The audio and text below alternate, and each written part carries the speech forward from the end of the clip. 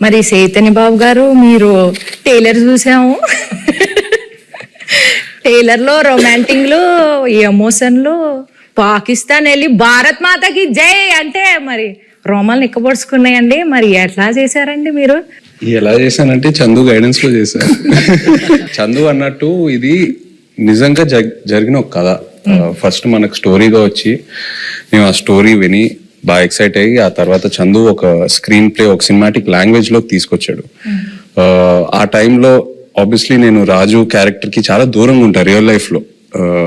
You know వాళ్ళ culture ఏంటి, వాళ్ళ యాస, వాళ్ళు చేసే పనులు, వాళ్ళ ఎవ్రీడే లైఫ్ స్టైల్ కి చాలా దూరంగా ఉంటా. సో మనం శ్రీకాకుళంకి వెళ్ళి కొన్ని రోజులు అక్కడ స్పెండ్ చేసి వాళ్ళతో మాట్లాడి వాళ్ళతో దగ్గర ఉండి వాళ్ళని బాగా అబ్జర్వ్ చేసి ఎక్సర్సైజ్ చేయటం బాగా హెల్ప్ అయింది నాకు. సో దానివల్ల నేను బాగా అర్థం చేసుకున్నా వాళ్ళు ఎలా ఉంటారు ఏంటనేది. సో ఈ మీరు ఏదైతే చెప్పారో ఈ పాకిస్తాను, ఈ ఎపిసోడ్స్ అన్ని నిజంగా కథలో ఉన్నాయి. సో జస్ట్ ఒక సినిమాటిక్ గిమిక్ కోసం మనం అది క్రియేట్ చేయలేదు. సో నిజంగా ఉన్నాయి కాబట్టి ఏదో ఒక ఆనెస్టీ ఉంది దాంట్లో. సో ఒక యాక్టర్ కి అంత ఆనెస్ట్ కంటెంట్ దొరికినప్పుడు మోటివేషన్ లెవెల్స్ బాగా హై ఉంటాయి. నా క్యారెక్టర్ కి వచ్చేసరికి ఐ థింక్ మనం డిస్కస్ చేసినప్పుడు వి వర్ ట్రైయింగ్ టు సీ ఈ ఉన్న సీన్ లో ఎలా కొంచెం కొత్తగా మనం చూపించగలుగుతాము. అప్పుడు ఉన్నప్పుడు అక్కడ ఉన్న వాళ్ళు ఎలా ఆలోచిస్తారు, వాళ్ళు ఏం లోపల పెట్టుకోరు, చాలా ఓపెన్ గానే ఉంటారు. వాళ్ళకి ఏం మనసులో ఉందో అది బయట చెప్తారు. అండ్ ది వెరీ అన్ఫిల్టర్డ్ అని చెప్తారు కదా. ఇంటి అంతా నేను అలానే అడగబోతున్నానండి మిమ్మల్ని. మనసులో ఏం పెట్టుకోకుండా అడిగేస్తానండి అన్ని.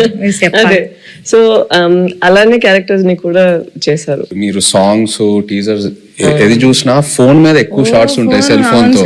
ఎందుకంటే నిజంగా రాజు క్యారెక్టర్ 9 నెలలు అలా సముద్రంలోనే ఉంటాడు.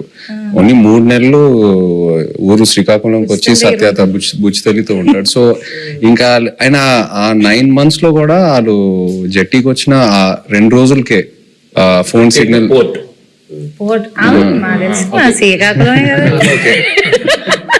జట్టీకి వచ్చిన 2 రోజులే ఫోన్ సిగ్నల్ ఉంటుంది. సో ఇవన్నీ నేను నిజంగా అక్కడికి వెళ్ళి వాళ్ళ ఎక్స్పీరియన్సెస్ విన్నప్పుడు ఎలా ఉంటారు అబ్బాయిలు, అసలు ఇద్దరు ఇంత ప్రేమించుకొని పెళ్లి చేసుకొని ఇంత డిస్టెన్స్ తో ఎలా మేనేజ్ చేస్తారు, ఎలా ఉంటారు అనేది అది చాలా చాలా పోటీగా అనిపించింది వాళ్ళ స్టోరీస్ విన్నప్పుడు.